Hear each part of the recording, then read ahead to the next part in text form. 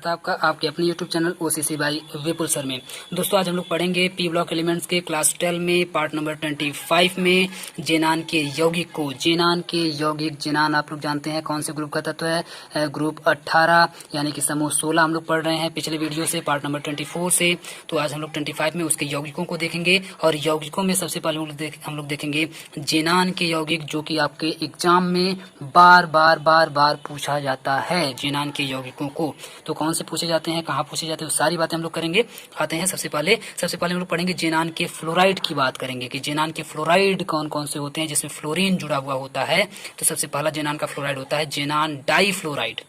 जेनान difluoride, तो जेनान का मतलब XE, डाई का मतलब 2, फ्लोराइड का मतलब F2, फ्लोराइड का मतलब F।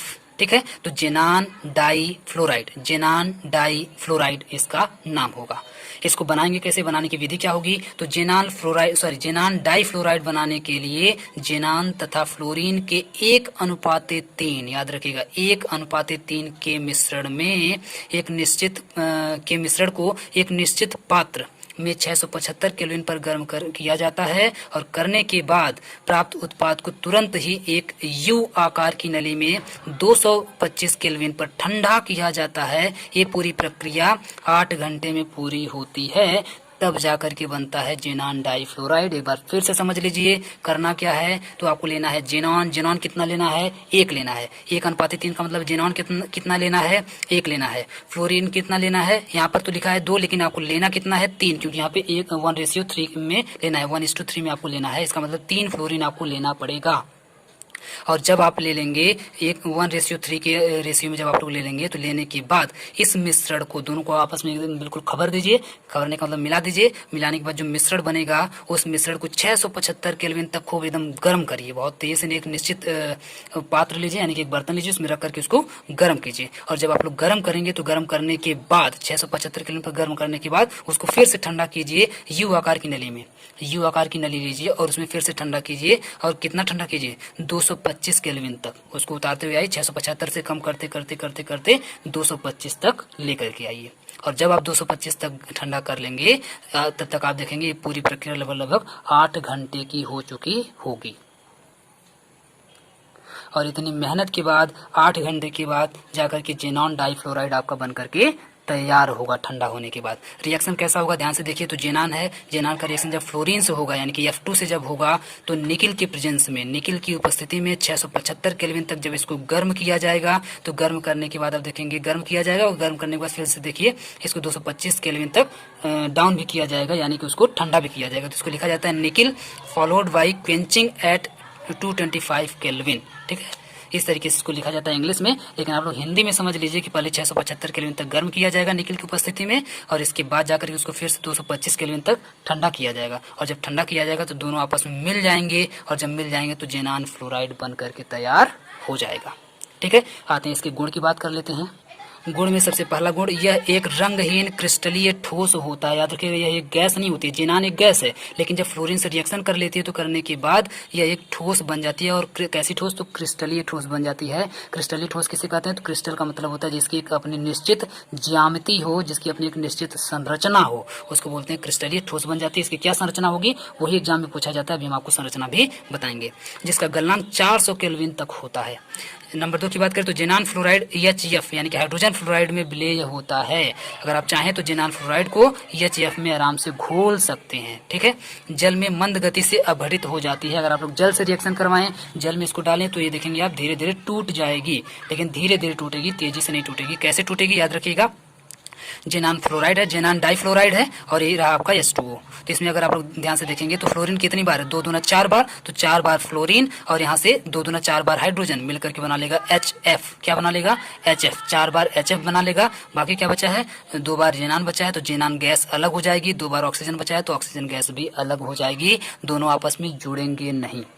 ठीक है, तो यहाँ से जेनान गैस और यहाँ से फ्लोरीन गैस अलग हो जाएगी। ठीक है, अब आते हैं इसकी संरचना की बात करते हैं। तो संरचना की अगर बात करें तो यह एक रैखिक अणु है। रैखिक का मतलब होता है कि लीनियर, लीनियर यौगिक होता है, यानी कि लाइन से एकदम बिल्कुल इसकी जो संरचना होती है वो लाइन में होती है। और इसमें संकरण कौन सा होता है, याद रखिएगा, संकरण भी पूछा जाता है, याद रखिएगा। तो इसमें sp3d संकरण होता है। कौन सा संकरण, sp3d। sp3d का मतलब है कि एक यस कक्षक होगी, एक यस उपकोष होगी, 3 p उपकोष होगी और एक डी उपकोष होगी, और ये सब मिल करके जाकर के बनाएंगे जेनान फ्लोराइड, जेनान डाइफ्लोराइड, और तब जाकर के इसमें संकरण होगा sp3d। कैसे होगा यहाँ पे थोड़ा सा देख लीजिए। ये रहा आपका जेनान एटम। जेनान की बात करें तो यहाँ पे आप देखेंगे लास्ट की बात करें तो 5s में जाता है, 5p में जाता है, और इसके आगे की बात करें तो 5d वाली ऑर्बिटल बिल्कुल की बिल्कुल खाली रहती है। लेकिन होता क्या है कि ये आप देखेंगे पूरी की पूरी भरी हुई है, ये भी पूरी की पूरी भरी हुई है। बाकी कहानी आगे देखते हैं।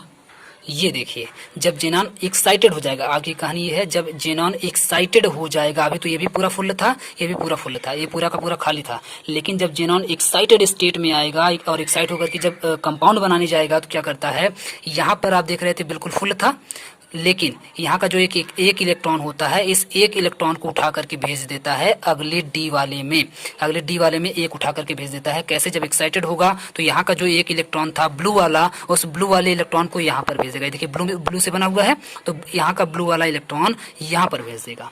क्लियर है। जब यहाँ पर भेज देगा तो आप ध्यान से देखेंगे, बस फ्लोरीन को मौका मिल गया, फ्लोरीन को मौका मिल गया, 2 इलेक्ट्रॉन यहाँ पर बिल्कुल खाली बच गए।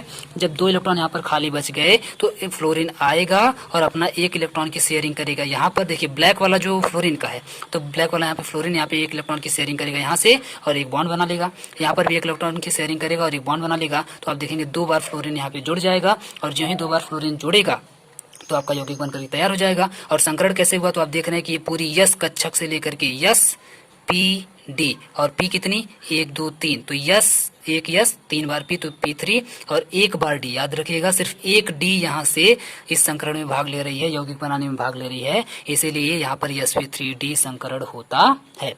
इसकी संरचना की बात करें तो संरचना में आपको बताया था, इसकी संरचना रैखिक होती है, और रैखिक का मतलब होता है लीनियर।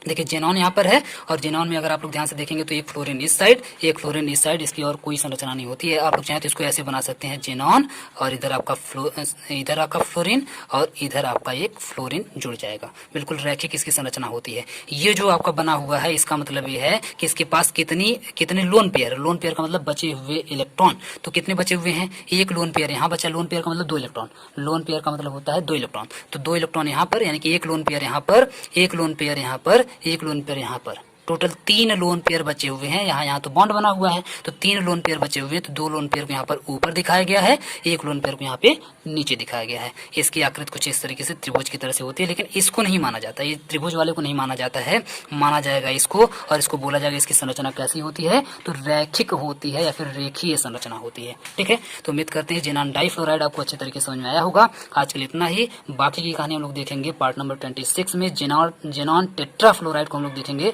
नेक्स्ट पार्ट में।